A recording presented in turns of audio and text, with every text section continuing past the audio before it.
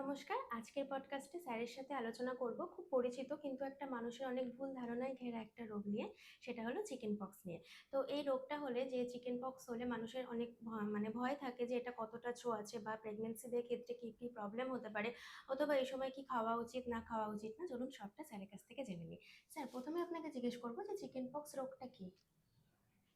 এই chicken pox বা জল বসন্ত যেটা রয়েছে, আমাদের দু রকম পক্স আগে হতো, গুটি বসন্ত আর জল জল বসন্ত। বসন্ত। তার মধ্যে স্মল পক্সটা ইরেডিকেট হয়ে গেছে। এখন যেটা আমরা দেখতে পাই সেটা হলো জল বসন্ত। তো চিকেন পক্স একটা ভাইরাস ঘটিত রোগ, হুম। DNA virus, pox virus, varicella zoster virus, ভাইরাসটার নাম। এই ভাইরাসটার যখন শরীরের মধ্যে প্রবেশ করে এবং যখন এটা ইনফেক্ট করে মানুষকে, তখন তার প্রভাবে গায়ের মধ্যে এই কিছু কিছু ফোস্কা ভেসিকলস তৈরি হয়, সেটাকে আমরা পক্স বলি। এখন হুম। এই ভাইরাসটা কিন্তু অত্যন্ত ছোঁয়াচে, মানে একদম এক্সট্রিমলি কন্টাজিয়াস, বলা হয় প্রায় 90% এর কমিউনিকেশন, ইনফেকশনটা স্প্রেড করার চান্সেস থাকে। বিভিন্ন রোগের কমিউনিকেবল ব্যাপারটা হুম। বিভিন্ন রকম হয়, কারো ক্ষেত্রে দেখা যায় 5 to 10% চান্স। সাপোজ তুমি একজন পক্স আক্রান্ত রোগীর সংস্পর্শে এলে, তাহলে কত ভাগ চান্স থাকছে তোমার সেই রোগটা হবে, সেটাকে কমিউনিকেবিলিটি কতটা সেটা দেখা যায়। এটা আপনার 90% চান্স থাকে, ভীষণ ছোঁয়াচে রোগ। আর স্যার, এই রোগটা মানে হওয়ার পর মানে ভাইরাসটা শরীরে ঢুকলো, এবার ঢোকার পর তার সিমটমটা প্রকাশ পেতে মোটামুটি কতদিন লাগতে হ্যাঁ, পারে? এইটা খুবই মানে ক্রুশিয়াল একটা ব্যাপার, ক্রুশিয়াল ইনফরমেশন। কারণ এই ইনফরমেশনটার সঙ্গে জড়িয়ে রয়েছে ট্রিটমেন্টটা কখন হবে বা কিভাবে করতে হবে। এবার যে ইনকিউবেশন পিরিয়ড যে হুম। ব্যাপারটা থাকে, মানে শরীরের মধ্যে একটা জীবাণু প্রবেশ করার পর সেই রোগটা, সেই জীবাণু ঘটিত যে রোগটা সেটার প্রকাশ পাওয়ার যে সময়, এই যে গ্যাপটা, এটাকে বলা হয় ইনকিউবেশন পিরিয়ড। পক্সের ক্ষেত্রে মোটামুটি 9 দিন থেকে 21 দিন অবধি হয়।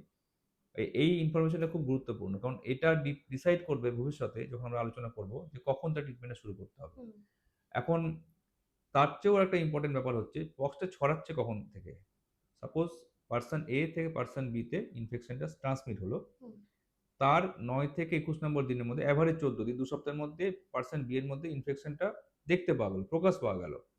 ধরা যাক 1 তারিখে তার কন্টামিনেশন হয়েছে এবং তার 12 তারিখে প্রকাশ পেল রোগটা। হুম। কিন্তু সে পার্সন বি কিন্তু অন্যদের মধ্যে রোগ ছড়াতে শুরু করবে 2 দিন আগে থেকে, মানে দশ আচ্ছা। তারিখ থেকে। যেই দিন থেকে আমার গায়ের মধ্যে পক্সের সিমটমগুলো দেখতে পাওয়া যাচ্ছে, তার 2 দিন আগে থেকে সেই পেশেন্টটা আবার অন্যদের ক্ষেত্রে পক্স ছড়াতে শুরু করতে হুম। পারে।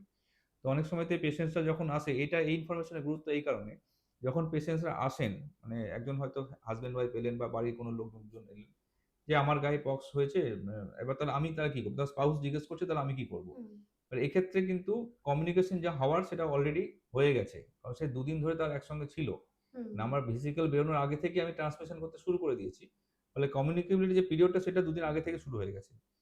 আবার প্রেগন্যান্সির ক্ষেত্রে এর ইম্পোর্টেন্স আলাদা রকম। প্রেগন্যান্সির কোন সময়তে হচ্ছে, সেগুলো আমরা পরবর্তী ধাপগুলোতে ডিসকাশন করব।